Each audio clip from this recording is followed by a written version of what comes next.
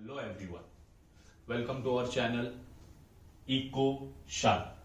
Our mission to educate the nation. Eco Shala is associated with VR Academy.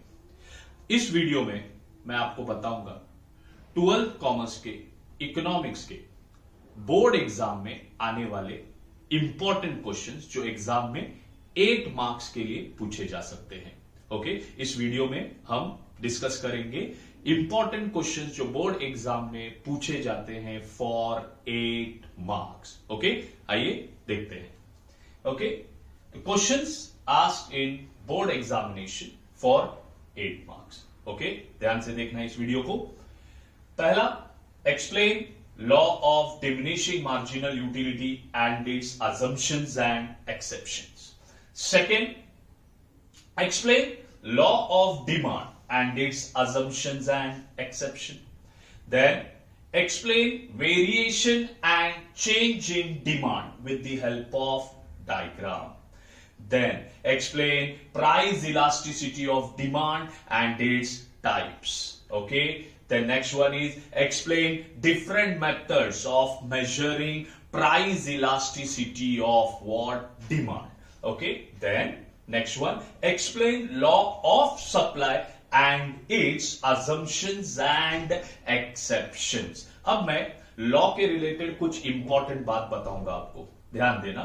Law of DMU आने दो, law of demand आने दो या law of supply आने दो, तो इसको कैसे लिखना है एग्जाम में मैं आपको बता देता हूं. सबसे पहला, एल्फ्रेड मार्शल का नाम लिखना है. That is law is introduced by professor Alfred Marshall in his book principles of economics published in 1890. ये पहला पॉइंट रहेगा. दूसरा, उन्होंने दिया हुआ statement, that is statement of law लिखना है. तीसरा, आपको शेड्यूल बनाना है. शेड्यूल बनाने के बाद आपको डायग्राम बनाना है. और एग्जाम में अगर आपको अजम्पशंस पूछे हैं और एक्सेप्शन नहीं पूछा है तो अजम्पशंस कंप्लीट करने के बाद एक्सेप्शंस के सिर्फ पॉइंट्स लिखना. ओके, और अगर एग्जाम में एक्सेप्शन पूछा है और अजम्पशंस नहीं पूछा है तो आप अजम्पशन के सिर्फ पॉइंट्स लिखना और उसके बाद एक्सेप्शन चालू करना. तो मैंने क्या बताया लॉ के related?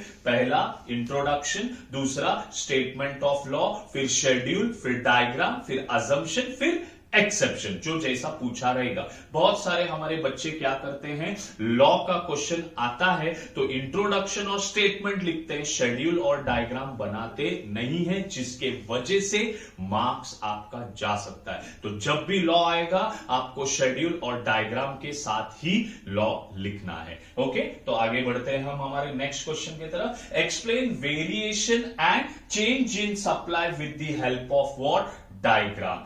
Okay, the next one, explain perfect competition market and price determination under perfect competition market. ये सभी क्वेश्चंस एग्जाम के लिए इंपॉर्टेंट है, ध्यान में रखना. सो next is explain index number and various steps involved in the construction of index number.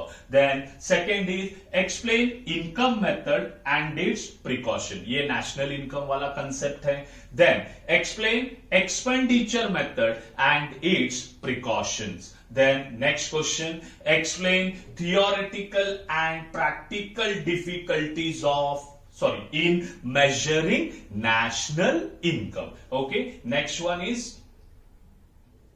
explain public revenue and sources of what? Public revenue. Then explain various reasons for growth of public expenditure. Next question, explain RBI and its function. And the last one is explain commercial bank and its functions. तो इस video में मैंने आपको जो भी questions बताए हैं ये हमें एग्जाम में 8 मार्क्स के लिए पूछा जा सकता है, जो आपको क्वेश्चन नंबर 6 में आते हैं. 1 2 3 तीन क्वेश्चंस आते, 3 में से 2 लिखना है. तो इतने सारे क्वेश्चंस आप प्रिपेयर करेंगे तो आपके जेब में 16 मार्क आ जाएंगे. ओके, तो ये हमारा था questions asked in board examination for 8 marks. आपको ये सभी क्वेश्चंस इकोनॉमिक्स के लिए अच्छे से तैयारी करना है फ्रेंड्स, ओके। और अभी मैं अपने